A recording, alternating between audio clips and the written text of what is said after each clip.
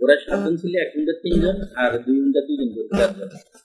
আইয়ে ওরা অতর্কিত আমাকে প্রথমে গুলি করে পায়ের নিচে, পরে আমি দাঁড়াই গেলাম, দাঁড়াই বললাম কি অপরাধ, যদি আমার কোনো অপরাধ থাকে আমাকে ক্ষমা করেন, আর যদি মাল নিতে আমার ব্যাগ নিতে চান নিয়ে যান। চাপাটি টুক মারে, এরপরে চাপাটি যখন টুক মারে তখন তো ভাই আমি তো চিন্তা করলাম ওরা তো মালও দিবেন কিছু না, আসলে মানে ওরা তখন আমার মধ্যে সঞ্চারিত না মাল যদি নিতে চাইলে তো ওদেরকে শাস্তি নিতে।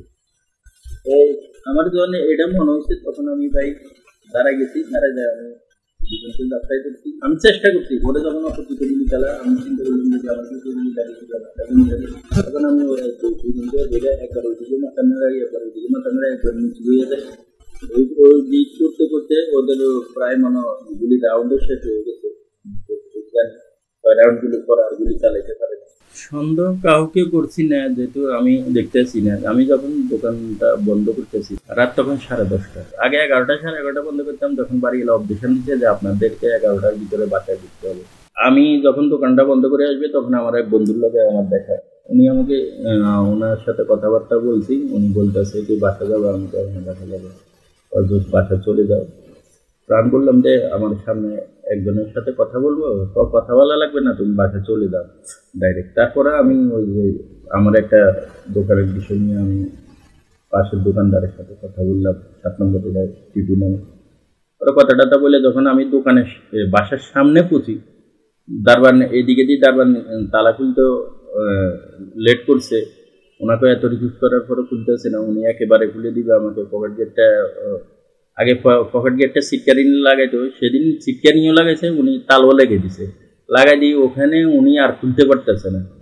এর মধ্যে মনে করেন 3টা উল্টা অপর দিক থেকে 3টা হুন্ডায় আমাকে পাগলা করে ফেলছে, লাইটগুলো আমার চোখের মধ্যে লাগাইছে। আমি কিছু বুঝে উঠার আগে ওরা আমাকে গুলি করার দিচ্ছে। আমি তো আসলে বুঝতে পারি না, এখন তো বোঝা যাচ্ছে মনে হয় আমাকে টার্গেটের ওরা রাখছে। আমার কাছে দারবানে ওই দিন যে কাণ্ড কাহিনীটা করাইছে একদম মনে করেন যে এখানে নিঃসন্দেহে উনি জড়িত আছে, কোনো সন্দেহ নেই এটা আমার মাঝে, কারণ কখনো এরকম হয় নাই। আমি যখনই আসছি উনি তখনই আমাকে দাঁড়ানো লাগে নাই, আমি গেট খুলে দিছে, গেট না খুললে আমি পকেট গেট দিয়ে দিচ্ছি। কিন্তু সেদিন তার ওয়াইফ, দারবানের ওয়াইফাই সাথে সাথে উনি সিটকারি লাগাইছে এবং সিটকারিং লাগাই দিয়ে পকেট গেটে তালও লাগাই দিছে, কারণ তার দরকার ছিল সে মূল গেটের তালাটা খুললে তারপরে যায় সে সিটকারি লাগাইতো, তালা লাগাইতো, তাইলে বুঝতে পারতাম যে সে আমার উপরে ছিল। এই ধরনের ওই দিন যে ঘটনাটা ঘটাইছে দারবানেরা, কিন্তু এই ঘটনা উনি আসছে যে 1 বছর হয়েছে এরকম কখনো ঘটায়নি। তাই অবশ্যই আমার দারবানের প্রতি আমার 100% আমার সন্দেহ আছে। মামলা হয়েছে রামপুরা থানা, মামলা হয়েছে মামলা নম্বর 33, বাদী আমার স্ত্রী হয়েছে।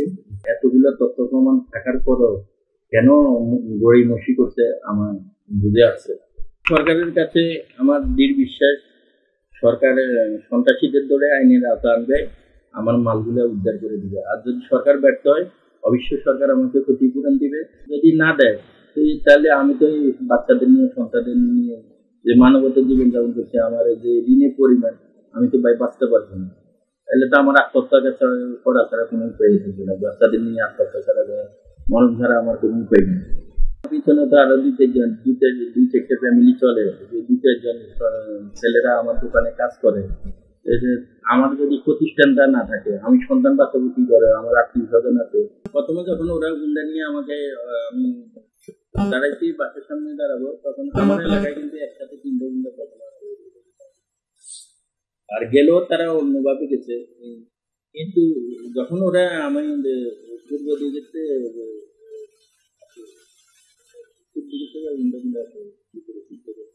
তখন ওরা আমার চোখের মেঝে লাগিয়েছিল, মারার পরে আমার এখন গাটা বিটি সঞ্চার হচ্ছে, আমি আমার বাইকটা দেওয়ার পরে ওরা দিয়ে আমাকে পাল্টা করে মাঝখানে ফেলে দিয়ে 2-3 জন করে 7 জন